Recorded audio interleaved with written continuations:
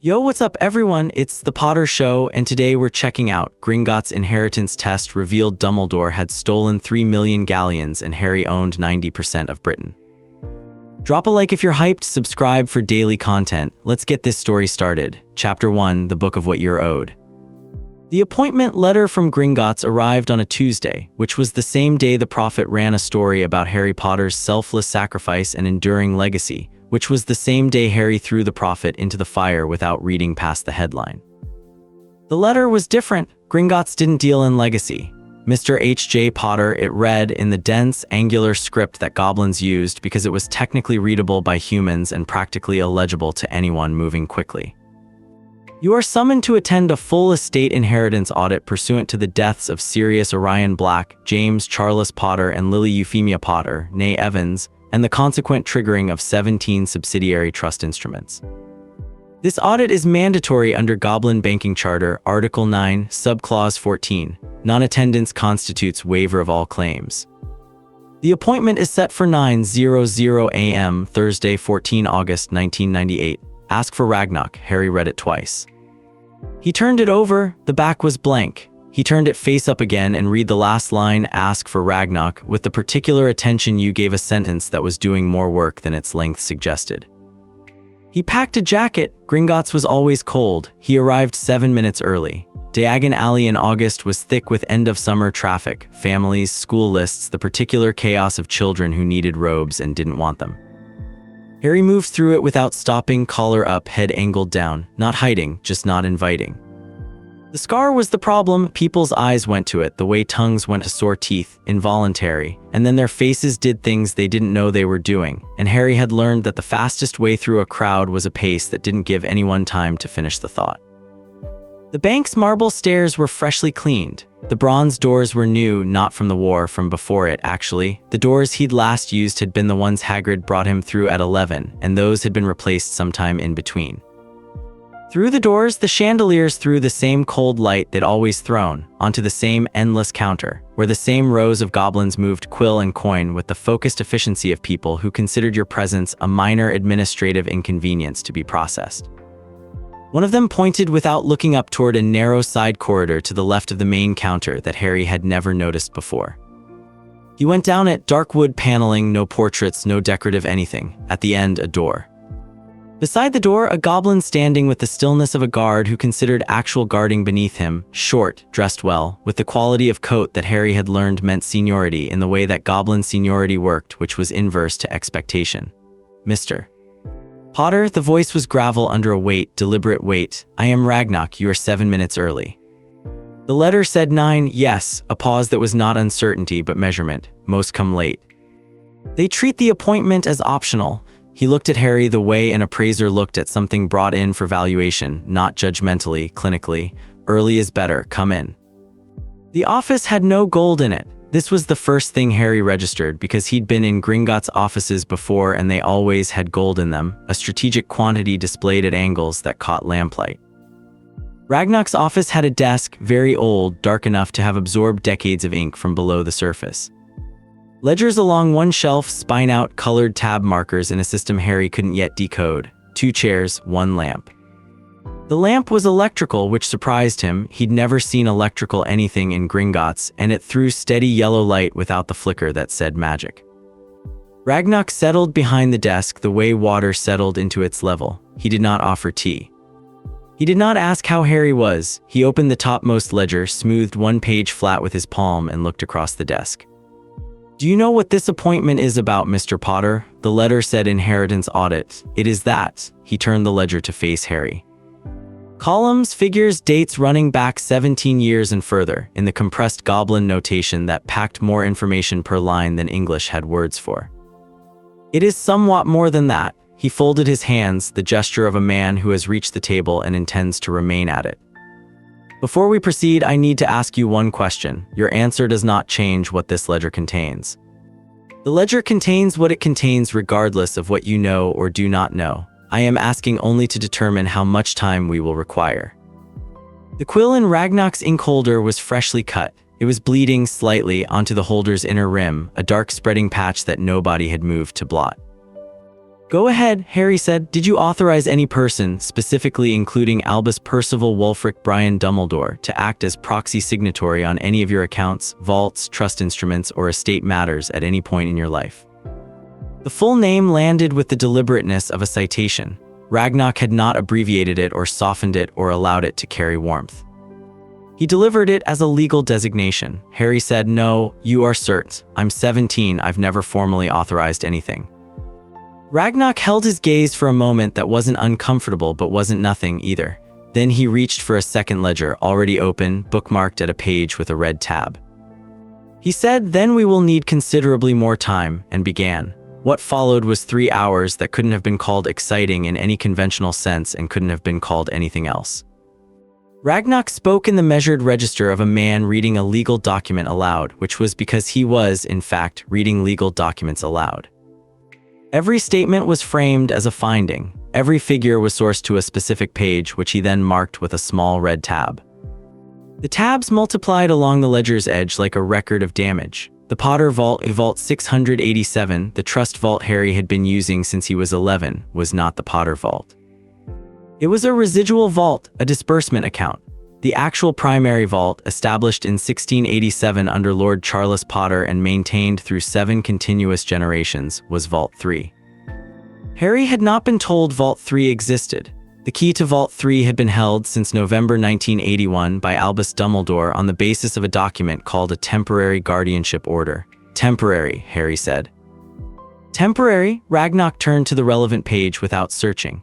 The order, as filed in August of 1981, specifies a term of guardianship ending on the ward's 17th birthday or upon the lifting of the legal threat necessitating the guardianship, whichever came first. He let Harry read the clause himself. You turned 17 on the 31st of July, 1997. That was 13 months ago. Yes, and nobody, Gringotts, didn't. Under the temporary guardianship order as filed, all notifications regarding the estate were directed to the guardian of record, not to the ward. The automatic majority notification, which Gringotts would ordinarily send to a ward upon their 17th birthday, was directed per the order to Albus Dumbledore. Ragnarok turned a page. He received it. The room held the particular quality of quiet that very thick stone walls produced, not silence but absorption, the sense that sound made it in but didn't make it back out. The TGO should have expired automatically on my birthday, Harry said. Why didn't it? A temporary guardianship order can be made permanent by a secondary continuation filing submitted within 30 days of its expiry. Ragnarok turned to the next tabbed page. Albus Dumbledore filed a continuation order on the 28th of July, 1997, 3 days before Harry's birthday. 3 days before the automatic expiry that would have ended his authority over the estate. Harry reached across the table and picked up the continuation form.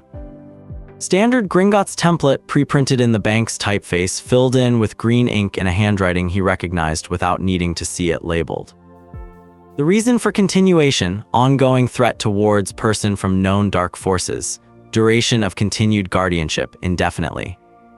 He read it twice, not because it was ambiguous, because ambiguity would have been better. He filed it before I turned 17, Harry said. The sentence came out even. The day before my birthday, the guardianship would have ended automatically. 3 days before, he files to extend it indefinitely. Yes, so the notification went to him. I never knew about the vault, never knew about the majority, never knew about the continuation, and he kept drawing from the trust accounts. For 16 additional months, yes, until this audit was triggered by the Black estate transfer. Harry put the continuation form back on the desk. He put it down carefully in the same position it had been, because the care of the movement was the only thing he had traction on right now. What's in Vault 3? He said. Ragnarok opened a third ledger. He had it ready. As of this morning, Vault 3 contains 4,682 galleons in liquid currency. He turned a page. It also contains the original Potter family grimoire, deed holdings for properties in Godric's Hollow, Hogsmeade, and 7 rural Scottish locations, and 17 shares in Nimbus Racing Brooms, Limited. He turned to a tabbed page. What it does not contain is what it should contain. This discrepancy is the primary subject of today's audit. How large is the discrepancy? Ragnarok produced a single sheet of paper and placed it on Harry's side of the desk. One figure centered on the page in the dense goblin notation that still managed to be unambiguous when the number was large enough. The Potter estate's value prior to November 1981 had been approximately 11 million galleons. Combined with the Black family subsidiary inheritance triggered by Sirius's death, the estate Harry should have received totaled. Ragnar's finger rested briefly on the figure, 19 million galleons. The current confirmed total estate value was approximately 400,000 galleons. The discrepancy, Ragnar said, is 18.6 million galleons. He let the number occupy the room without assistance. We have located most of it. Most of it was in 17 locations. Ragnar produced them one at a time, turning each relevant page with the same unhurried exactness, giving Harry time to read each entry before moving to the next. There was nothing performative in the pacing. It was the pace of someone ensuring the record was complete because the record was the point. 7 accounts had been established in proxy names. 2 were designated as charitable organizations, the Magical Orphans Educational Fund and the British Wizarding Heritage Preservation Society, and 5 as operational trust funds with the kind of names that sounded official until you tried to locate their registration. The charitable organizations were genuine. They performed real charitable work. Their founding documents were legitimate, their management was documented, their annual giving was real. But their founding endowments, traced through Gringotts' internal tracking, carried the distinct magical signature of Potter family gold. Gold carried its originating family's magical signature for 3 generations after leaving the source vault. It could be moved, renamed, filtered through a dozen institutions. To goblin accounting, it was still traceable, the way a bloodhound followed a scent through water.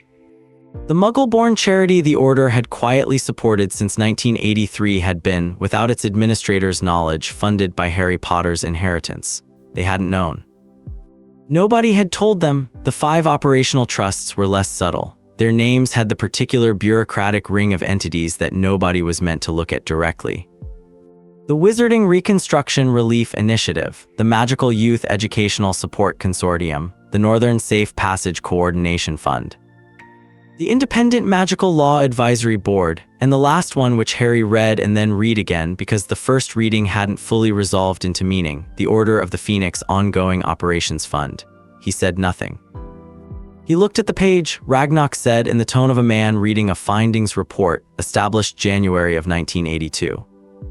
Funded by an initial transfer of 412,000 galleons from the Potter Trust, authorized under the Temporary Guardianship Order, citing, he turned the page, operational necessity for the protection of the ward's interests. He turned again.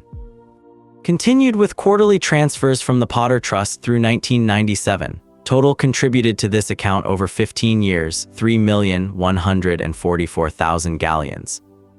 Harry looked at the columns. The quarterly transfers were regular, consistent, and precisely authorized. Each one carried the Guardian's signature. Each one cited in the authorization field a variant of the same phrase, in the ward's best interest. He funded his own organization, Harry said, with my inheritance. With your guardianship assets, yes, the Temporary Guardianship Order grants the Guardian authority to disperse trust funds, and I am quoting the Order's exact language, as necessary in the ward's best interests and for the preservation of the ward's well-being in future. Ragnar's expression didn't move. Funding a private paramilitary organization was, apparently, considered to be in your best interests. Was there a mechanism for me to object? A 17-year-old ward who had received formal notification of their majority status could have filed a counterclaim under Banking Charter Article 9. This notification was, Ragnar paused, and the pause was precise, never sent. Harry turned the page back to the continuation order, green ink, July 28th. The handwriting of a man who wrote a great many letters and whose penmanship had the ease of long practice. He filed the continuation before I came of age, Harry said, which meant the automatic notification went to him as the continuing guardian. Which meant I never received notification of my majority, which meant I couldn't file a counterclaim. He tracked each step. Which meant the quarterly transfers kept running for another 16 months after I should have had full control of the estate. Yes. He closed every door before I knew the doors existed. Yes, Ragnar said, and then, as if confirming an entry in a ledger, yes, the audit broadened. Harry stopped tracking each individual revelation and started reading the shape of the architecture instead, because that was what it was, an architecture, not a series of decisions. The structure had internal logic. Each element reinforced the others. Vault 687 contained enough money to make an 11-year-old feel rich, which meant he never asked whether there was more. The Dursleys had kept him materially poor enough that even a restricted account felt like abundance. The TGO blocked every automatic notification that might have told him otherwise. The continuation order sealed the mechanism before its natural expiry. The design worked because Harry had been, from the age of 1, positioned to not know what questions to ask. He thought about standing in Vault 687 at 11, in the torchlight, looking at the stacks of galleons that Hagrid had brought him to retrieve. He thought about thinking with genuine wonder, "This is mine." He had been looking at a fraction. A visible fraction carefully maintained, positioned to read as whole. The secondary purpose of the financial structure was, if anything, cleaner than the primary one. The proxy accounts and the order fund meant that Dumbledore's entire wartime operation, safe house maintenance, field operatives, informant costs, research, logistics, ran substantially on Potter money. The war against Voldemort had been financed, in significant part, by Harry's inheritance, without Harry's knowledge, on the stated justification that it was in Harry's best interest to defeat Voldemort. The logic was circular, closed, and professionally airtight. The beneficiary of the war effort was also its primary funder, and he was the one person never told. By noon, the total documented diversion figure was 11,300,000 galleons. Ragnarok set a page in front of Harry with that number at the bottom and said, in the tone of someone completing a column rather than delivering news, "We have not yet reached the end." The Black Vault transfer was different in kind from everything that had come before. Ragnarok opened the Black Estate summary with the care of a man presenting a document he had spent considerable time verifying, because a document of this scale required verification, and he intended Harry to understand that it had received it. Sirius Black's will was genuine, uncontested, fully executed, not subject to any challenge Gringotts had identified. It bequeathed the Black family estate, Vault 12 and all subsidiary holdings, to Harry James Potter, his godson, in full and without condition. The Black family had been accumulating wealth since before the Statute of Secrecy. Vault 12's liquid assets totaled 6 million galleons. Property holdings, which included Grimmauld Place, 3 Hogsmeade properties, a manor in Wiltshire held in the Black family name for 400 years, and 2 Scottish estates appraised at approximately 9 million galleons. Business interests spread across Britain, France, and Bulgaria added another 4 million. Then there were the artifact collections, the intellectual property holdings on 3 patented potion formulas, and what the ledger described with the dry exactness of a document that had no interest in managing anyone's reaction, as controlling interests in 14 wizarding enterprises. Ragnarok turned the page and read the relevant entries: 70% stake in Flourish and Blots, 43% in Ollivander's Wand Workshop Limited, 31% in Madame Malkin's Robes for All Occasions, 22% in the Daily Prophet. Harry read the last entry. His eyes went back to the top of the list and came down again to the bottom. 22% of the profit, he said. Yes, that's the largest individual stake. The next largest shareholder holds 11%. Combined with the Potter estate's existing 8% stake, acquired in 1943, held in Vault 3, the total Potter Black position in the Daily Prophet is 30%. Ragnarok turned another page. Sufficient to appoint 2 board members and to block any editorial policy change requiring shareholder approval, which, under the paper's shareholder agreement, is all substantive editorial policy changes.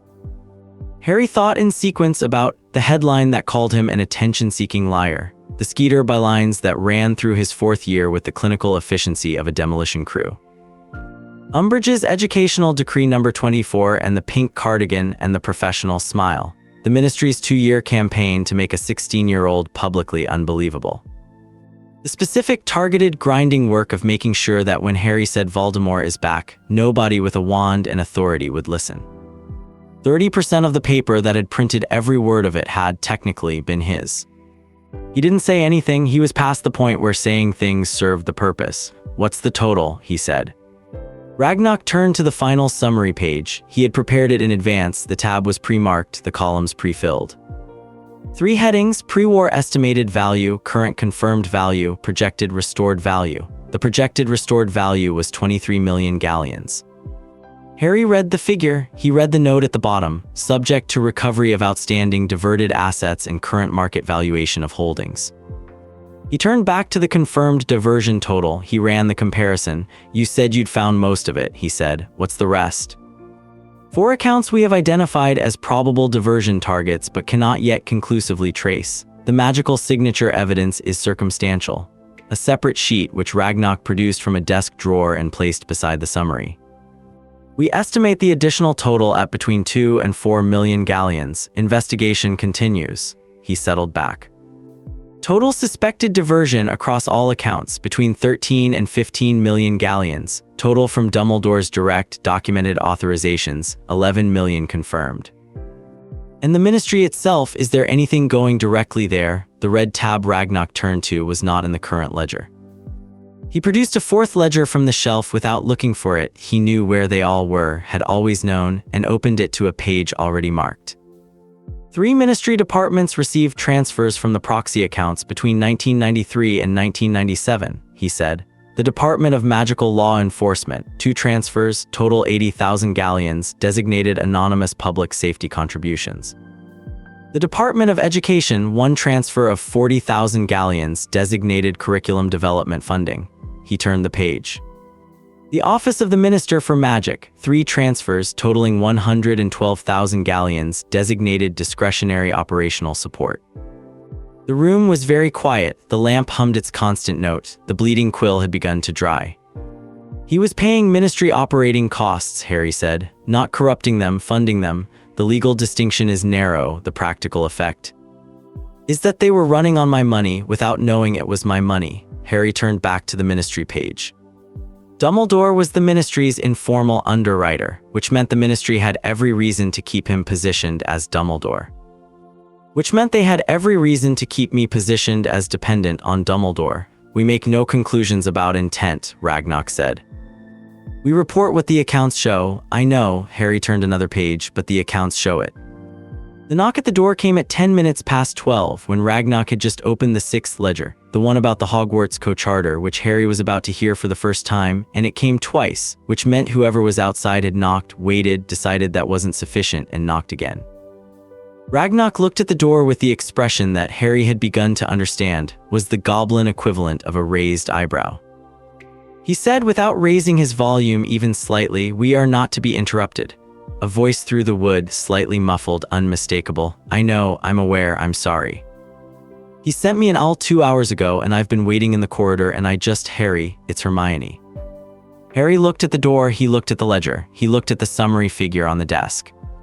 "1 minute," he said to Ragnarok and went to the door. She was standing in the corridor in a traveling cloak that still held the faint shimmer of a drying weather charm across the shoulders she'd apparated from somewhere with rain.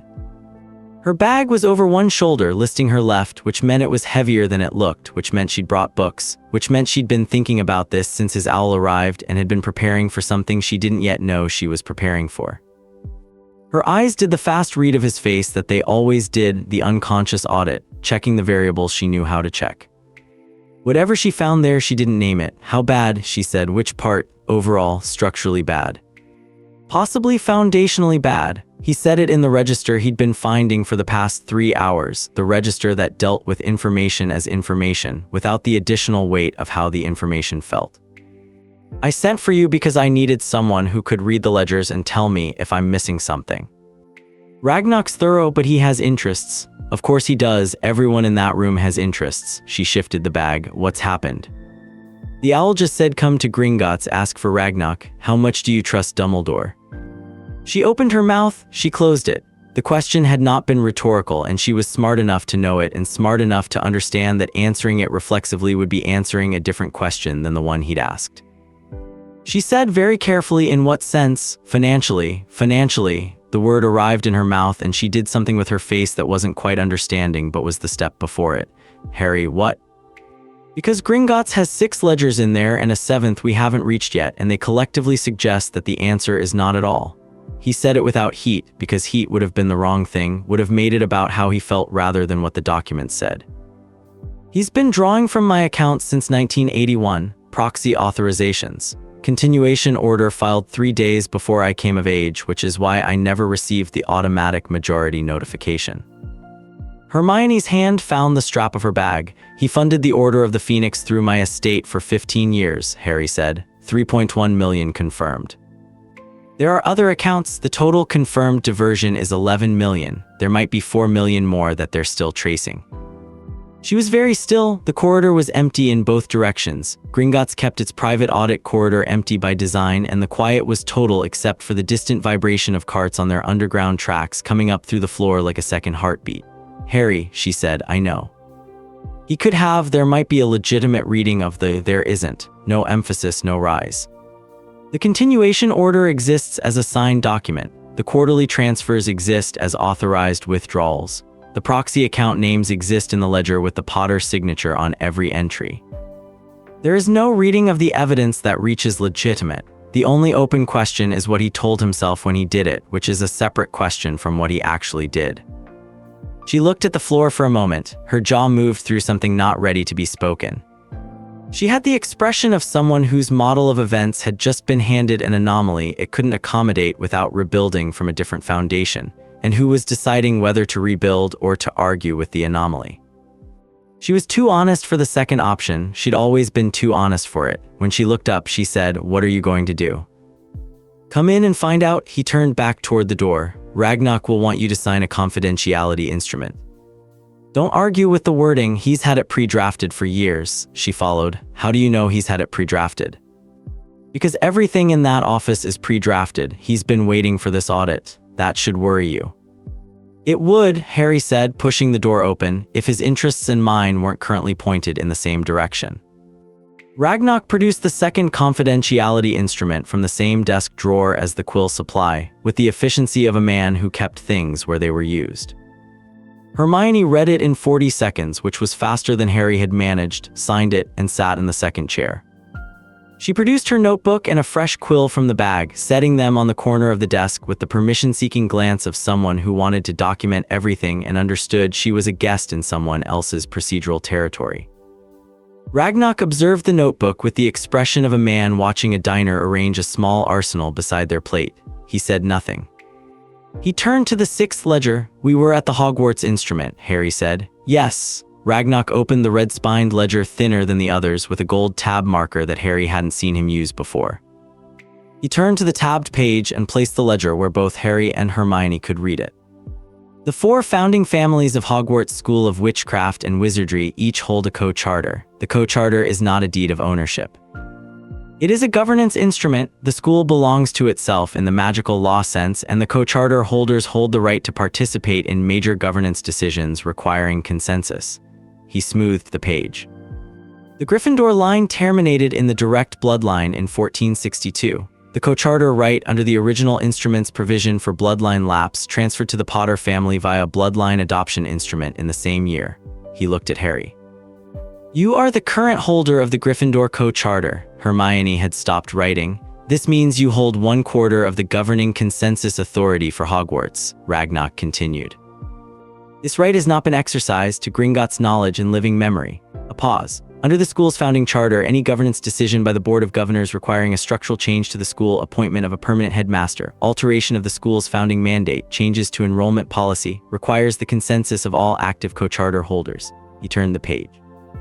"Gringotts has reviewed the Board of Governors' decisions for the past 40 years. Of the 11 decisions meeting the structural change threshold, none were put to the co-charter holders for consensus." Hermione said very quietly, "Dumbledore's appointment. 1956, yes, and both of his subsequent reinstatements. The appointment of Dolar's Umbridge as High Inquisitor, though that is a more complex instrument. The founding of the Defense Against the Dark Arts curriculum as a permanent subject in 1967. Ragnarok's hands were still on the desk. "These decisions are not void. The law does not automatically void them after the fact. But they are subject to formal challenge by an active co-charter holder." Harry thought about Dumbledore walking out of Hogwarts under ministry escort twice. He thought about the board removing him the first time, reinstatement, removal again. He thought about the board acting with the authority of an institution that had, technically, never had that authority for any decision requiring charter consensus, because the co-charter holder they hadn't consulted had been sitting in Vault 687 spending the residual account and not knowing Vault 3 existed. "Did Dumbledore know about the co-charter?" he said. Ragnarok said, "Albus Dumbledore has been headmaster of Hogwarts for 37 years. He has also been a goblin liaison, an ICW representative, and a man who has spent the better part of a century studying magical law. He closed the ledger. The charter is registered in Gringotts Public Index. It requires an application to view, but any registered wizard can make that application. He let the sentence complete itself. I have no record of an application from Albus Dumbledore. I have records of 3 applications from his office staff over the period 1960 to 1975, which were all denied on grounds of insufficient standing. He had his staff try to view the charter on 3 separate occasions, and when they were denied access, he did not apply himself. An application from the Hogwarts headmaster or from a named party with documented connection to the founding families would have been granted. Ragnar's tone remained absolutely even. He did not apply himself, which meant he knew what the charter said. He had simply chosen not to be in a position to claim he knew. How does this connect to the Lex Patronatus? Harry said. Ragnar reached for the red-spined ledger again, not opening it, just placing his hand on it, the way someone placed a hand on a document they were about to use. The Lex Patronatus of 1602 is an instrument of ancient magical law, predating the Ministry of Magic by approximately 4 centuries. It is recognized by Gringotts, by the International Confederation of Wizards, and critically by the Wisengamot's own founding charter, which incorporates it by reference in Article 7. He looked at Harry steadily. The Ministry cannot override it, the Ministry cannot modify it, the Ministry can only comply with it or be in breach of it. What does it do? The Lex Patronatus grants the head of a formally recognized magical house, and the Potter and Black families are both formally recognized, both of which you now head, the right to demand complete financial disclosure from any magical institution, individual, or organization that has held, managed, transferred, or diverted assets bearing the house's magical signature. He set the red ledger flat on the desk, open to a page of dense text that Hermione was already leaning toward. This is not a petition, it is not a request, it is a legally compelled disclosure. Noncompliance carries the same legal weight as theft under ancient magical law. The penalty is full forfeiture of all contested assets plus punitive damages of 50%. Hermione had found the relevant clause and was reading with the posture of someone who would need 3 minutes to digest it completely, and was already on minute 2. The Ministry, Harry said, the Ministry has, through 3 departments and through various instruments associated with the proxy accounts, handled and dispersed Potter estate assets between 1993 and 1997. Ragnar's voice was entirely neutral. They are covered by the Lex, the Order of the Phoenix accounts, named individual, yes, Dumbledore himself, named individual, yes. And if I invoke it, a mandatory 72-hour disclosure window opens simultaneously for every institution and individual named in the filing. During those 72 hours, all assets bearing your family's magical signature are frozen across the entire wizarding financial system. No movement, no transfer. No disbursement by anyone other than the estate holder. He placed his hands flat on the desk. All named parties are legally required to produce full records to a Gringotts auditor of your appointment within that window. Records produced are legally binding. Records withheld constitute criminal breach. He paused. The Ministry cannot file a procedural challenge against an active Lex window under their own statute because the Lex predates their statutory authority. They can challenge in the Wisengamot, but the Wisengamot's founding charter recognizes the Lex and the co-charter, Harry said. Several Wisengamot members hold their seats by virtue of Board of Governors appointments made without co-charter consensus. Ragnar did not say the rest. He let Harry complete the calculation at his own pace. Harry did. The Wisengamot members who would vote on any Ministry challenge to the Lex included members whose appointments Harry now had grounds to question. They would know that they would not vote to antagonize a co-charter holder with grounds to question their seats. Hermione looked up from the page. Her quill was still in her hand, poised the way it was when she had found the passage she needed. She looked at Harry with an expression that was not approval. She was past the point where she was approving or disapproving. She was past that entirely, and she said, "Harry, just the name." "I know," he said, "if you invoke this, I know. The Ministry will, Hermione." He looked at her directly, not unkindly. "Do you have a legal argument for not doing it, an argument that holds up against the ledger?" She held his gaze. Her quill was still raised. Slowly, with the deliberateness of someone making a decision that was less a decision than an acknowledgement of what was already true, she lowered it to the notebook. "No," she said, "I don't." Harry turned back to Ragnar. I want to invoke the Lex Patronatus. Ragnar reached into the desk drawer.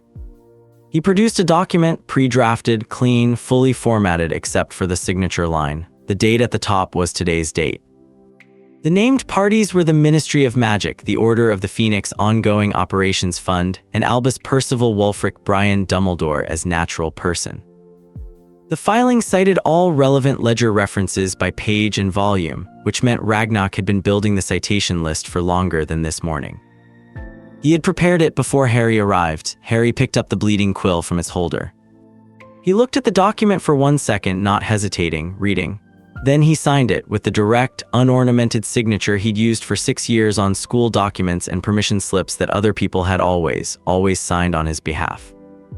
Ragnar took the document back. He dusted the signature without ceremony. He pressed the Gringotts seal into the bottom corner with a brass stamp he'd produced from the same drawer as the document, and the wax was already hot because he had preheated it, because he had known.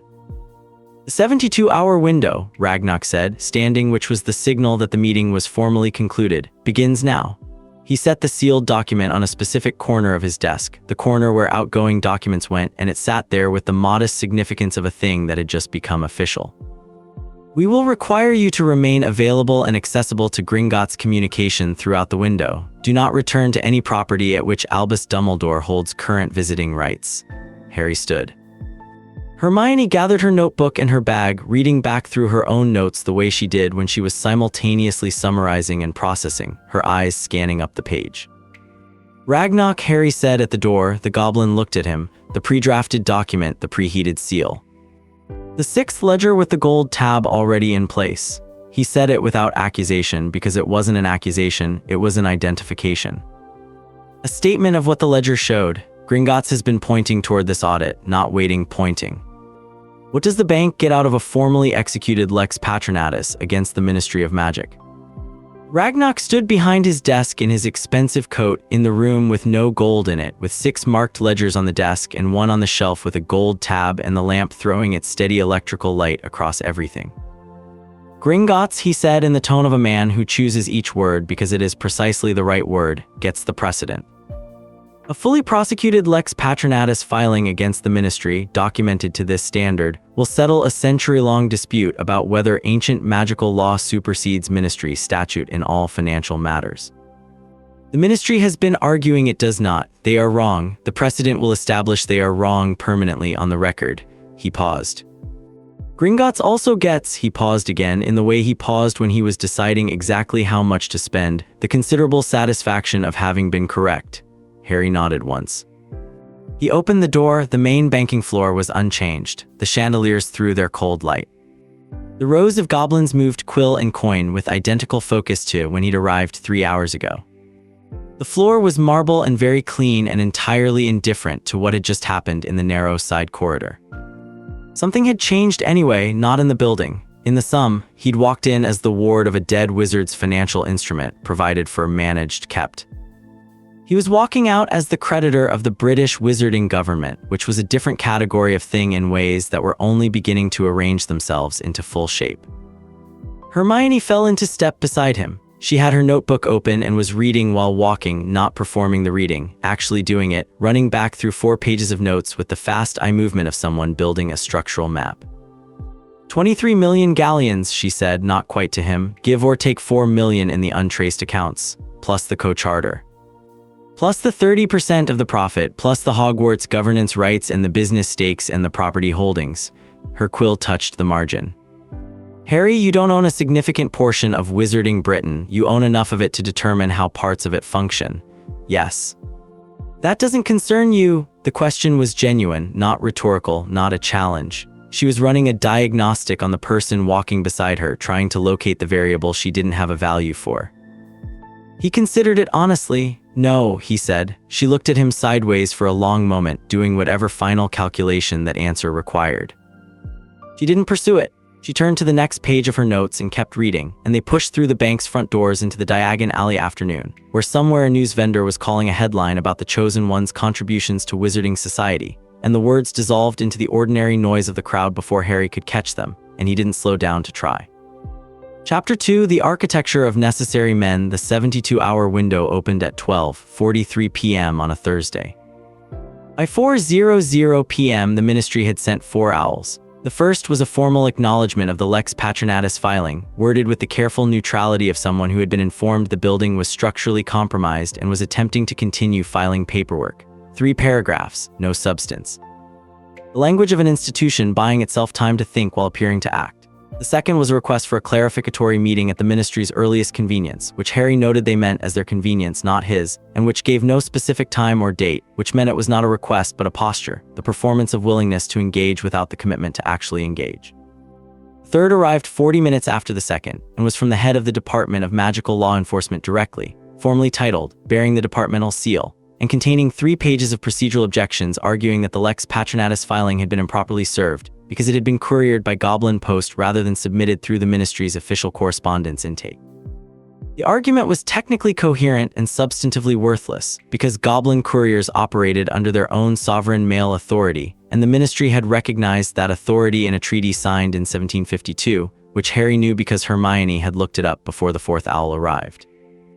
The 4th came 2 hours after the 3rd and was a single line: "The matter is under legal review." All further correspondence regarding this matter should be directed to Ministry Counsel. Hermione read all 4 aloud at the kitchen table of Grimmauld Place, which was now legally, unambiguously, and completely Harry's. She read them in the specific cadence of someone who had practiced keeping contempt architecturally separate from their voice and was not fully succeeding on the 4th. "Ministry Counsel is Perkins," she said, setting the last letter down. "He's been in the role for 30 years. He's genuinely good." Better than the Lex Patronatus? Nothing is better than the Lex Patronatus in this context. It's 4 centuries old, and the ministry has spent 2 of them attempting to quietly legislate around it and never managed it. She opened her notebook to the structural map she'd been building since the bank. "What they'll try to do is delay past the window. If they can run the clock past 72 hours without the audit formally commencing, the Lex doesn't expire but the punitive damages clause weakens. They need to keep the audit team from accessing records until the window closes." "Ragnarok's already there," Harry said. She looked up. "I sent a message before we left the bank." By the time the first ministry owl arrived, a Gringotts audit team was already in the ministry records room operating under the mandatory disclosure clause. "I asked Ragnarok to front-load the access as fast as possible, so the clock was irrelevant. He filled the kettle. The house elf who came with the property had not yet offered a name, but he kept the kitchen clean and the kettle ready, which were the 2 things Harry had specifically not asked for and received anyway. The Ministry Counsel letter was sent 2 hours ago. By then the audit team had been in the records room for 3 hours. Hermione looked at him with the expression she used when she was revising an estimate. "You planned that in the corridor." Between the office and the front doors, Ragnarok's efficient. "I assumed he would move fast if asked." The kettle found its element. "I asked." "The ministry will escalate past procedural objection," she said. "When they realize the audit is already running, they'll move to the next lever." "I know." "Which is either political pressure or something less procedural." "Yes," she looked at him across the table. The kitchen was large, too large for 2 people, with the particular emptiness of rooms that had been used for something serious and were now being used for something ordinary. Sirius had eaten at this table. The Order had planned at it. Now there were 2 cups of tea and a notebook and 4 ministry owls spread in a row like a deteriorating argument. "You're not worried," she said. "I'm thinking." He poured the water. "There's a difference. The escalation arrived at 9:14 p.m. and it didn't come by owl." Harry was in the study on the 1st floor, a room he'd never used before because he'd never had reason to sit in a room with a desk and consider it his, but the audit documents required a desk and the desk in the study was the right size. The 40-page initial audit findings from the ministry records room had arrived by Goblin courier at 8, annotated in handwriting so small it looked printed. He was on page 22. The findings were what he'd expected, worse in some specifics, consistent in their overall shape. The sound was wrong, not dramatic, not a crash, not a spell report. A window in the back corridor made a single sound, faint and precise like ice under a heel, the sound of a ward being tested from outside by something that understood which frequencies to probe and was working through them methodically. He was out of the chair and in the corridor in the time it took to form the thought to move, wand in hand. 4 steps to the back corridor, empty, the window intact. The ward lines along the skirting board pulsed in the yellow-green that Hermione's reference books called deflection active, which meant the ward had encountered something in the last 30 seconds and was still processing the contact. He crouched and looked at the specific ward node at the window's base. The pulsing pattern wasn't random, it was the signature of a structured probe, a deliberate frequency sweep, the kind you ran when you needed to know whether a target location was defended and by what strength. He checked the other 2 back corridor windows in sequence. Both showed the same active pulse, the same pattern. 3 vectors, 30-second window, simultaneous. A team, not an individual, professional entry assessment, the kind conducted before a decision was made rather than during one. He stood in the corridor and ran a quick count. 6 hours since the Ministry Council letter. 12 hours since the Lex Patronatus filing. Someone in the ministry had moved from procedural objection to direct action faster than the procedural objections suggested they would, which meant the procedural objections were the distraction and this was the actual response.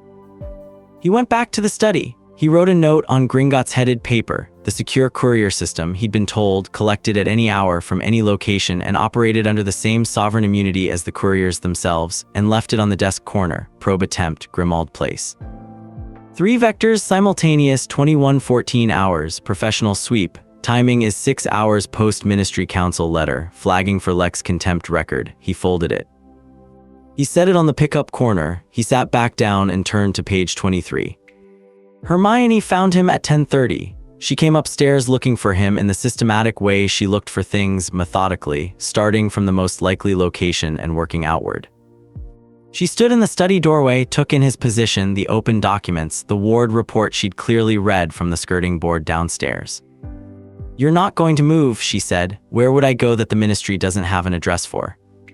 I could ward somewhere new. Moving looks like retreat and it communicates that the probe worked." He turned a page. "I arranged Gringotts security on the street before we left the bank. They were outside within the hour.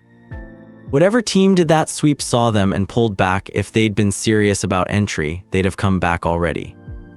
She crossed the room and sat in the other chair, pulling her knees up, which was what she did when she was settling in for something long. She had her notebook. She looked at the ward report she'd carried upstairs from the skirting board, reading the pulse pattern herself. "This is contempt of the Lex," she said. "Asset holder interference during an active window. Ragnarok will have already filed it. His security team is on the street. They'll have documented the probe and filed automatically under the asset protection provision. It's probably already a formal record. Punitive damages clause, 50% escalation on the outstanding ministry claim." He did the arithmetic without looking up. "Their liability just became considerably more expensive." She set the ward report down. She picked up her quill. "The ministry doesn't know that's what just happened," she said, thinking aloud in the way she did when she was moving fast through a problem. "Whoever authorized the probe thought they were running an entry assessment. They didn't account for the Gringotts team outside. No. Which means they authorized it without fully reading the Lex Patronatus conditions. Or they read them and gambled that Gringotts wouldn't file quickly enough." He turned another page. "Either way, they've just made the audit more expensive for themselves and given us a documented ministry-authorized breach during an active Lex window." He paused. "It's almost useful."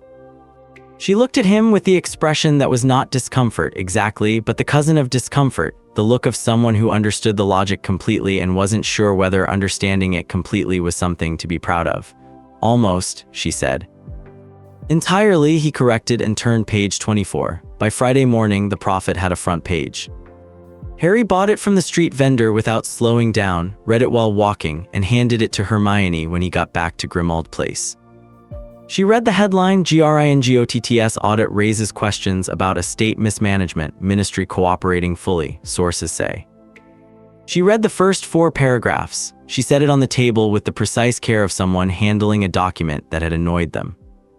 "Cooperating fully," she said. "They've used it 3 times in 4 paragraphs. 4 times it's in the subheadline." He sat down with his tea. "Someone at the Prophet already knows about the Potter Black stake. That's a firebreak article. Acknowledge the audit's existence before it becomes uncontrollable. Frame it as routine cooperation. Establish the cooperating fully line before the actual findings are public." Can they do that indefinitely? Not once the findings are public, which requires a board meeting. He set down his cup. Under the shareholder agreement, a special meeting requires 7 days' notice. I'm invoking the stake today. Notice goes out this afternoon. 7 days, she said. In 7 days, the window will be closed, the audit will be complete, and the findings will be ready for publication. He opened the morning's Goblin Courier packet, 12 more pages of Ministry Records audit, 2 supplementary notes from Sharpthorn about the Wisengamot filing, and a brief message from Ragnarok that read, Ministry Council has filed a procedural challenge with the Wisengamot requesting the audit window be stayed pending a scheduled hearing. Proposed hearing date, October. Recommend immediate counterpetition citing charter authority. We have prepared the instrument. He set Ragnarok's note beside the prophet. We counterpetition today. I invoke the Hogwarts Co-Charter under Article 7 for an immediate hearing. Hermione looked at both documents side by side. The ministry proposes October. You want today? I want this morning. She was quiet for a moment, running through the implications the way she ran through an exam question, thoroughly, without visible hurry, but at a pace that suggested the visible absence of hurry was a discipline rather than a feature. Amelia Bones is Chief Warlock, she said. She was Dumbledore's ally in the early war years, but they had a falling out in '95 over the Umbridge appointment. She never forgave him for not stopping it. I know, she'll give you the hearing. I know, he picked up his quill, get dressed. Sharpthorn meets us at the ministry at 2. Sharpthorn was, as Ragnarok had described him, 60 years of practice in a coat worth more than most wizards' annual incomes. He was 3 feet tall and moved through the ministry's atrium with the unhurried confidence of a man who had been in every room this building contained and had found none of them impressive. He carried a single leather case. Harry had not yet seen him open it. The ministry atrium was unsettled in the low, surface-level way of institutions receiving unexpected pressure, officials moving at slightly wrong speeds, the particular over-casual body language of people who were watching without wanting to be seen watching. 2 witches near the lifts looked at Harry and looked away again too quickly. A wizard in department robes near the fountain held his scroll with the grip of someone who had been holding it for too long. Harry walked through it at the same pace he'd used on Diagon Alley. He did not slow for the recognition. He did not acknowledge the watching. Sharpthorn said at the lift without looking at him, Chief Warlock Bones confirmed the hearing at 3:00 p.m. Ministry Council has been notified and is objecting to the timing. What's his specific objection? Insufficient preparation time. He'll argue the same thing in chambers. The lift doors opened. Sharpthorn stepped in. I will allow him to make that argument. It will take approximately 4 minutes, then I will end it. The Wisengamot chamber was everything the ministry's atrium was not: old, cold, architecturally committed to its purpose. The tiered gallery crescents rose in the specific way of rooms designed to make the person in the center understand that they were being evaluated from every angle simultaneously. Harry had stood in the center of this room twice before, both times in a witness chair with charges against him and no representation. Both times the chamber had felt enormous in the particular way that power felt enormous when it was specifically aimed at you. Today the chair was empty. He stood beside the legal table with Sharpthorn, and the chamber felt like what it was: old stone and wooden seats and a procedural instrument, nothing more. Hermione was in the gallery, 4th row, notebook already open, quill already moving. She'd found a seat with a clear sightline to both legal tables and the Chief Warlock's bench, which was the seat she'd have chosen if she'd been here for academic purposes, because she was constitutionally incapable of accepting a bad angle on important information. Ministry Counsel Perkins was at the opposing table. Tall, good posture, the controlled expression of a man who had been managing institutional crises for 30 years and who had never previously been in one that he hadn't been able to slow down enough to manage. He had 3 assistants with folders. His preparation was visible and thorough. Harry recognized without satisfaction that Perkins was genuinely good, the kind of good that won when it had time. Did not have time. Chief Warlock Amelia Bones entered, took her seat, and said without preamble, "This hearing is called on the petition of Harry James Potter, Lord of the ancient and noble houses of Potter and Black, invoking Article 7 of the Wisengamot Founding Charter and the Lex Patronatus of 1602, requesting immediate hearing on the ministry's procedural challenge to the active audit disclosure window." "Is the petitioner prepared?" Sharpthorn said. "The petitioner is prepared, Chief Warlock." "Is Ministry Council prepared?" Perkins rose. "Chief Warlock, Ministry Council respectfully requests a continuance of these proceedings to allow adequate preparation time, given the extraordinary short notice." "Ministry Council's request for continuance is denied," Bones said, not harshly. factually the way you stated something that had only one correct answer. The petition cites an active disclosure window expiring in approximately 44 hours. A continuance to October is procedurally incompatible with the window's legal requirements. We proceed. She looked at Sharpthorne, petitioner. Sharpthorne opened his case. He produced one sheet of paper which he placed flat on the table in front of him without looking at it. Chief Warlock, members of the Wisengamot. His voice carried with the clean projection of someone who had never needed to raise it. The Ministry of Magic, through 3 of its departments, received assets bearing the confirmed magical signature of the Potter and Black family estates between 1993 and 1997. These transfers totaled 232,000 galleons. They were conducted through proxy accounts established without the knowledge or authorization of the estate holder, Harry Potter. Under the Lex Patronatus of 1602, these transfers constitute unlawful diversion of protected assets, regardless of the ministry's awareness of their origin. He paused for one beat, the exact length of a closing bracket. The ministry's procedural challenge argues that the Lex Patronatus requires demonstrable intent on the ministry's part to trigger liability. This argument is incorrect. The Lex requires only that assets bearing a protected family's signature were diverted without the estate holder's authorization. Intent is not a statutory element of the instrument. He sat. That was the argument. 53 words of substance. Perkins stood. He was thorough and he was clear, and he spent 7 minutes building the best version of the intent argument available, which was a genuinely good version of an argument that happened to be wrong. He cited the Magical Assets Regulation Act of 1847, a departmental precedent from 1923, and an ICW advisory from 1961. The citations were accurate, his reading of them was careful, he was doing everything right except starting from a correct premise. Sharpthorne stood. The 1847 Act does not address Lex Patronatus proceedings. The Act was drafted to govern ministry-administered estate claims. The Lex is not a ministry-administered instrument. It is ancient magical law, and the ministry's own founding charter, Article 3, explicitly subordinates ministry statute to pre-existing ancient magical law instruments.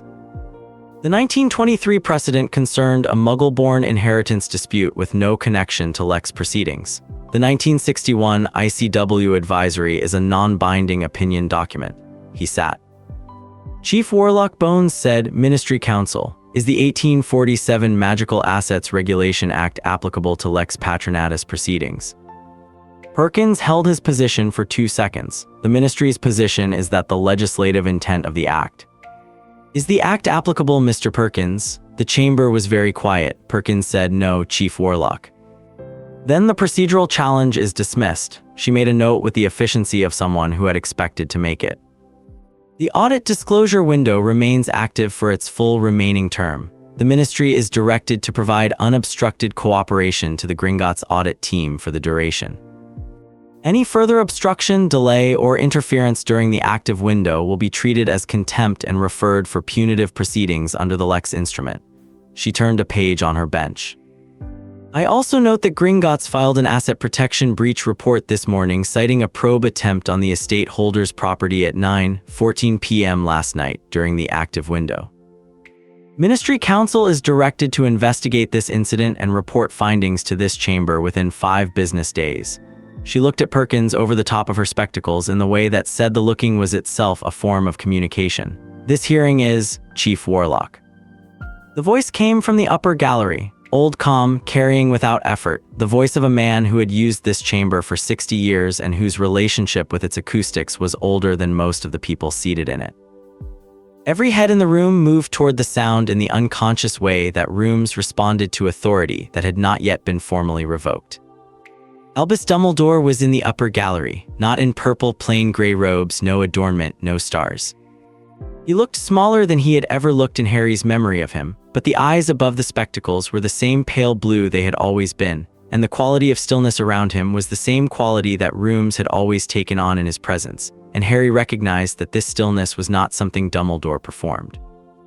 It was simply what happened when someone that old and that certain of themselves occupied a space. You have no standing in these proceedings, Albus, Amelia Bones said, not unkindly, precisely. No. He rose from his seat and began descending the gallery stairs with the careful movement of an old man who was never careless about his own body.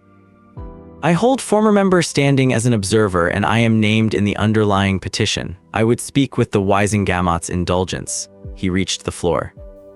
He crossed the chamber toward the open center, past the empty witness chair, and stopped at a distance from Harry's table that was not confrontational but was not retreat either, and with Harry's. Harry looked at him across the chamber floor. Dumbledore looked back. The half-moon spectacles were slightly lower on his nose than usual, and the hand holding his wand, loosely at his side, no threat in the grip, had the faint tremor of a man past 80 who had spent a year under the particular stress of a war's ending.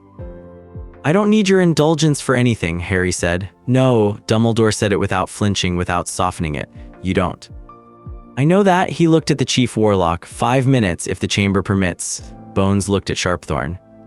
Sharpthorn looked at Harry. Harry gave a single nod. Bones said, 5 minutes, Mr. Dumbledore." He spoke to the room, not to Harry. That was the first thing. He was constitutionally incapable of speaking to a room of this size without addressing it as a room, because 60 years of this chamber had made that instinct structural. "What I did was done with a specific intention," he said, and the quality of the statement was the quality of a man who was not going to construct a defense, which was itself a kind of move. The war against Voldemort could not have been financed through official channels without alerting operatives who served him within those channels. The order required funding that was independent, untracked, untraceable to the ministry or to any known war participant. Harry's trust administered under the temporary guardianship order provided that. He paused. The pause was not rhetorical. He was choosing accuracy. "I made a calculation. Harry's money was less important than Harry's survival. Harry's survival was less important than the survival of everyone else. I made these calculations. I do not pretend I did not make them." Several Wisengamot members were very still. This was not the speech of someone building a defense. It was the speech of someone who had decided that complete honesty in this room at this moment was the only thing worth being. "I did not inform Harry because I could not inform Harry of the financial arrangements without explaining in full what the financial arrangements were funding. The Horcruxes, the prophecy. The specific nature of what he would eventually have to face." He looked down at the chamber floor briefly, then back to the room. A child who understood at 11 or 13 or 15 the precise shape of what was being asked of him would not have been. He chose the next word with the care of a man who understood the inadequacy of all available options, intact enough to do it. "That's not the argument," Harry said. The chamber didn't move. Dumbledore looked at him. "I know why you did it," Harry said. "I know what you told yourself, and the argument isn't about why." He kept his voice at the register he'd been using since Thursday, the register that made statements rather than accusations, that treated facts as facts and not weapons. "The argument is about whether you had the right. You were a child. You put me with a family you knew would be cruel to me because a blood ward was structurally more useful than my well-being. That's documented. I was a child whose access to his own accounts you kept restricted because the discrepancy between Vault 687 and Vault 3 would have raised questions. That's documented. I was a child who you kept specifically ignorant year after year because ignorance was the cleanest version of the mechanism." He didn't reach for the audit summary on the table. "He didn't need it. You didn't withhold information to protect me from damage. You withheld it to protect the architecture from interference. I was the most important structural element of your entire design, and you couldn't afford for me to know that, because if I knew it, I might refuse to be it." The chamber was entirely still. Dumbledore looked at him for a long time. The grandfatherly expression had not broken because it was not performance. This was, Harry thought, the thing that people who had only ever fought Dumbledore or followed him had never quite understood. The warmth was genuine, the care was genuine. The grief right now in his face looking at Harry across 30 feet of Wisengamot floor was genuine. And it lived, all of it, inside a certainty so absolute that it had never occurred to him to question whether certainty was sufficient justification for the thing it was certain about. "Perhaps," Dumbledore said quietly, "the distinction you're drawing is correct." "It is correct," Harry said, "and you knew it when you filed the continuation order 3 days before my 17th birthday. If you believed you were acting legitimately, you'd have had a conversation with me. You filed a legal instrument at 11 p.m. on July 28th instead of having a conversation at dinner, because a legal instrument couldn't argue back. He picked up the audit summary from the table, not to wave it, just to have it in his hand the way you had evidence in your hand when you were done needing to recite it. The ledger doesn't require your intention to be malicious. It only requires that you knew what you were doing. Dumbledore stood in the center of the chamber floor in gray robes in the room he had occupied with more authority than anyone living, and he said nothing. Not because he had no answer. Harry suspected he had several. He said nothing because he was, for the first time in a very long time, in a room where his answers would cost more than his silence. He inclined his head slightly in a gesture that wasn't quite concession and wasn't quite anything else. He turned and walked back toward the gallery stairs, and he climbed them, and he sat in the public gallery in a public seat, and the room watched him sit in it. Chief Warlock Bones said, after a moment that she allowed to be precisely as long as it needed to be, "This hearing is concluded. The court finds in favor of the petitioner on all counts. Ministry Counsel is directed as previously stated. Gringotts Bank is recognized as the presiding auditing authority for the duration of the active Lex Patronatus window." She closed her notes with the sound of a book that had reached its final entry. "We are adjourned." Hermione was waiting in the corridor outside the chamber doors. She had 5 pages of notes and the expression of someone who had been watching a significant wall come down and was already doing structural calculations about load redistribution. "He didn't contest the facts," she said, falling into step. "In 30 years of watching Wisengamot proceedings, I have never seen someone named in a financial misconduct hearing simply confirm the misconduct. He doesn't lie about what he's done."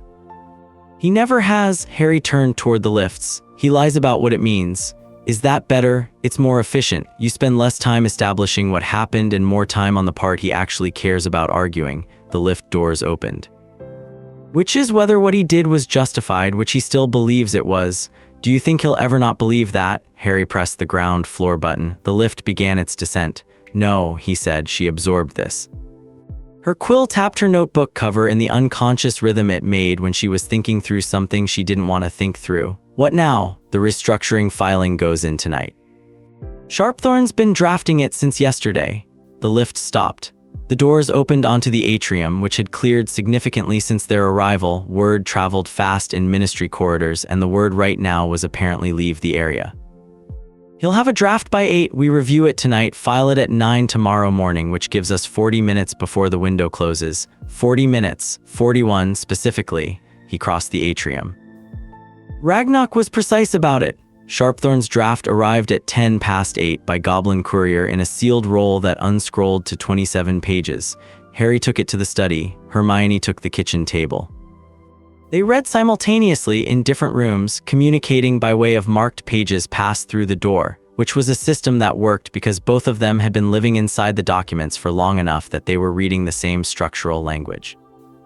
Harry found 4 errors in the property deed references, not legal errors, citation errors, cross-references to the wrong vault index. He corrected them in red ink. He found 1 ambiguity in the Hogwarts co-charter language around the scope of governance challenge, which could have been read as inviting a counterargument from the Board of Governors about historical decisions. He tightened it to restrict the challenge scope to forward governance requirements only, which was what he'd intended, and which made the filing significantly less likely to be contested on grounds of retroactive disruption.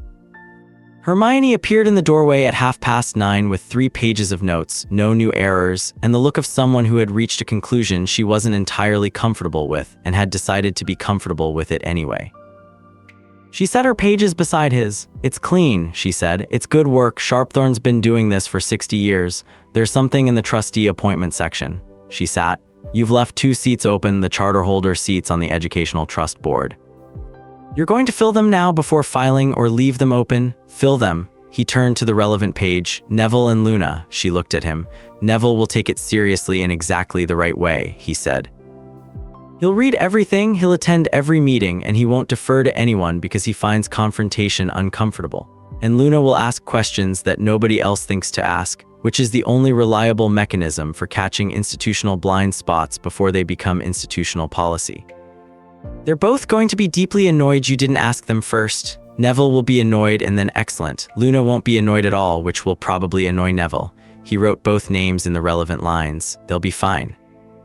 Hermione made a sound that was not a laugh but shared a neighborhood with one. She reached for his pen and wrote her own annotation in the margin of page 14, where the profit shareholder meeting clause needed a more specific citation of the shareholder agreement article number. He read it, confirmed it was correct, initialed it. They worked through the rest of the pages in the same way, fast, no ceremony, each of them flagging what the other had missed, which was mostly small things and occasionally nothing. The house elf had produced tea at some point without being asked. The clock in the hall moved past 10 past 11. At 11:15, Harry set the last page down. "Done," he said. "Done," Hermione agreed. He looked at the 27 pages on the desk. The corrections were clean, the language was exact, the intention was clear. He had read enough legal documents in the past 3 days to recognize the difference between an instrument built to hold and an instrument built to appear to hold, and this held. "Get some sleep," he said. "I need to be at Gringotts at 9. She gathered her notes, stood, hesitated in the doorway in the way she hesitated when there was something she'd been deciding whether to say. "What Dumbledore said in the chamber," she said, "about keeping you ignorant to keep the design intact." She paused. "He was right that it worked. The design worked. Voldemort is dead. Yes, that doesn't. I know it doesn't change what the ledger shows. I know." She turned the doorframe slightly, not a fidget, a gesture of orientation. "I just wanted to say that I think you know it's possible for both things to be true, that it worked. And that he had no right." Harry looked at her across the study. The lamp was steady. The 27 pages sat in a clean stack. "Go to sleep, Hermione," he said. She went. The restructuring filing went in at 9:03 a.m. Friday by Goblin Courier, 41 minutes before the Lex Patronatus window closed.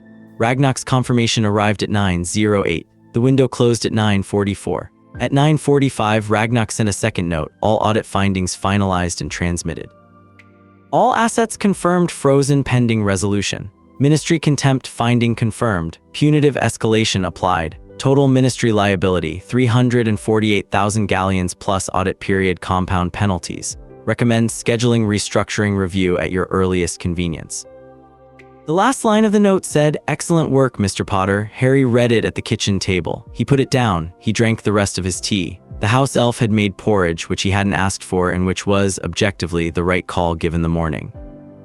The restructuring filing's 3 provisions moved through their respective channels over the following 48 hours with the particular efficiency of legal instruments that had been built well and were being administered by Gringotts, which treated competence the way other institutions treated tradition, not as an aspiration but as a minimum. Ministry's 40-year repayment structure was formalized by Saturday morning. 200,000 galleons annually, deducted from the ministry's operating budget, administered by Gringotts into the Potterblack Estate Restoration Trust, which had a public education component with a trustee board that included Neville Longbottom, who sent a letter at 11 p.m. on Saturday night reading in its entirety. "Harry, you should have asked me first. I'll do it, Neville." And Luna Lovegood, who sent a drawing of what appeared to be a narwhal balancing a scale above a brief note. "Yes, of course. This will be interesting. L." Put both letters in the study desk drawer. The retroactive voiding of the proxy authorizations generated 17 review flags across Ministry and Wisingamot appointments. Most of the flagged individuals sent formal letters requesting clarification of the review's scope and timeline, which Sharpthorne answered in batches, with the efficiency of someone who had drafted the answers before the questions arrived. 3 officials sent significantly less formal correspondence that Sharpthorne did not pass to Harry because, he noted, they contained nothing actionable and considerable heat, and heat was not information. The Prophet Board meeting was called for the following Thursday. Harry appointed 2 board members, a retired magical law professor named Griselda Marchbanks, who had been examining Hogwarts students for 4 decades, and who had resigned her OWL examining post in 1995 in protest of Umbridge's appointment, and a goblin legal observer named Quickfang, who had been attending Prophet annual shareholder meetings in a non-voting capacity since 1987, and who had, Ragnar noted, an 18-year file of documented editorial irregularities. The board received both appointments at 9 a.m. Thursday and had called an emergency editorial review session by 11. The audit findings ran in the Prophet on Sunday. Not the full 40 pages, the paper ran 12, with the remaining 28 available through the Public Records Office the Lex Patronatus filing had created. The headline was, for something of its scale, restrained. Gringotts audit reveals systematic diversion of Potter estate. Full findings. The figures ran in the typeset the paper used for official documents, which meant every person who read it understood, on a register below conscious parsing, that they were reading something with the same status as a court record. Harry bought a copy from the Diagon Alley vendor on Sunday morning. He read the front page standing at the counter. The vendor, an elderly witch who had worked the corner for 30 years and who had sold him every edition that had ever destroyed a version of his credibility, didn't say anything. She watched him read the way you watch someone collect something they'd been owed for a long time. The final meeting with Ragnar was at 10 on Monday morning in the same office at the same desk under the same electrical lamp. The final summary page ran to 3 columns. Confirmed diverted total, 14,200,000 galleons. Recovered and restored total, 21,400,000 galleons, representing the estate value less ongoing recovery of the 4 partially traced accounts. Projected full estate value at completion of recovery, 24,900,000 galleons. All claims resolved, Harry said. All principal claims resolved. The 4 outstanding accounts remain under investigation. We estimate closure within 6 months. Ragnock produced the final instrument, a single page, the formal closure of the Lex Patronatus proceedings with all outcomes registered and binding. Sign here. Harry picked up the quill, not the bleeding one from last Thursday. This one was clean, freshly trimmed, the kind of quill that appeared on Ragnock's desk when the meeting was a closing meeting rather than an opening one. He signed. Ragnock took the page back, he dusted it. He pressed the seal. He turned to the shelf and opened a new ledger, black-spined, thin, unmarked on the cover, the kind of ledger that represented a new account rather than a continuation of an old one. He filed the closure instrument inside it with the economy of someone returning something to exactly where it had always belonged, and set it on the shelf beside the red-spined Lex ledger and the accordion files from the week before. No ceremony, just placement. Albus Dumbledore, Harry said, what does Gringotts expect will happen to him? That is a Wisengamot matter. Ragnock's hands settled on the desk. Gringotts' interest was the account. The account is closed. You know what I'm actually asking? Ragnock looked at him with the flat, unhurried appraisal of a man who always knew what was actually being asked and chose, in each instance, how much of what he knew to spend. Men like Dumbledore, he said, rarely face the consequences that the ledger would assign them. The law gives them insufficient instruments. Their peers lack sufficient will. Their enemies lack sufficient standing. He paused. What they face in the end is the particular difficulty of outliving the version of themselves they believed in. He turned to a fresh page in the new ledger. That is not nothing, Mr. Potter. It is simply quieter than the ledger deserves. Harry stood. He picked up his jacket from the chair back. He looked at the shelf, 6 ledgers, 1 new, the red-spined one, the 3 brown ones, the 2 black accords, a week's documentation filed with the same order and permanence that Gringotts gave to everything. The 4 outstanding accounts, he said. When they close, we will notify you immediately. And the Hogwarts co-charter meeting, I'll need Gringotts to formally certify the lineage documentation for the founding charter claim before I can call the session. The certification will be ready within a fortnight. The Longbottom Secondary Trust, I have scheduled a preliminary review for the first week of September. Ragnock made a note in the new ledger, the first entry in it, the first line of what was now the active account. There will be additional matters. There will always be additional matters, Harry said. Yes. Ragnock set his quill in its holder. This one wasn't bleeding, its cut was clean, and looked at Harry with the expression that had been consistent throughout. The expression of a man conducting business with someone he had assessed as useful and was revising continuously upward. That is the nature of what you have inherited, Mr. Potter, not a sum, a position. Harry nodded. He crossed the office. He opened the door to the dark-paneled corridor, which was empty and clean and leading back to the main floor. Ragnock, he said at the threshold. The goblin waited. Thank you. A pause, brief, measured, the precise length of a statement being received and weighed. Gringotts acted in Gringotts' interests, Ragnock said. As we always do. I know. Harry held the door. Thank you anyway. He went. The Diagon Alley morning was the same morning it had always been, the particular noise of a commercial street rebuilding its confidence after a bad year, stalls reopening, shop fronts freshly painted, the particular energy of people deciding to be ordinary again because ordinary was what they wanted most. An owl crossed overhead, trailing a string of receipts from some upstairs transaction. A child was arguing with a parent outside the Quidditch supply shop about something that required a great deal of pointing. The vendor at the newsstand was moving the Sunday edition to the sold-out board and stacking Monday's edition, which had a smaller story on the audit's reception, above the fold. Harry walked through it without stopping. He had a list, Hermione's list, color-coded, which he'd accepted and never looked at directly and was going to work through in whatever order made sense to him rather than the priority system. Because the priority system was excellent and he wasn't interested in excellent right now. He was interested in the next thing and then the thing after that. The Hogwarts co-charter session needed to be called before the board's autumn meeting. The 4 outstanding accounts needed monitoring. The Ministry review flags needed Sharpthorn's follow-up. The Prophet editorial board needed watching. The Longbottom Trust needed opening. The McKinnon secondary claims needed reviewing. The 17 Scottish and Hogsmeade properties needed Deedrite clarification. The house elf at Grimmauld Place still hadn't given a name. The street narrowed toward the leaky cauldron end, and the crowd thinned, and the particular quality of the morning shifted from commercial to just light, just pavement, just the ordinary texture of a day that was going to contain a great deal of work and nothing that didn't need doing. He thought briefly about Dumbledore sitting in the public gallery of the Wizengamot in grey robes in a public seat, with the same genuine calm, the same real certainty, and the permanent question underneath it all that Ragnar had named, and that Harry could not answer for him and had no interest in trying. He thought about the ledger on the shelf, black-spined, its first entry made in Ragnar's exact hand. He thought about the vault key in the desk drawer at Grimmauld Place, the key to Vault 3, returned by registered post with a receipt in green ink, sitting in the drawer beside Neville's letter, and the Vault 687 key he'd had since he was 11. 2 keys, 1 drawer. The difference between them was 14 million galleons and 17 years and every question he'd never known to ask. He kept walking. The morning held. There was a great deal of work, and he knew how to do work, and nothing ahead of him required permission from anyone. That was, he found, more than enough.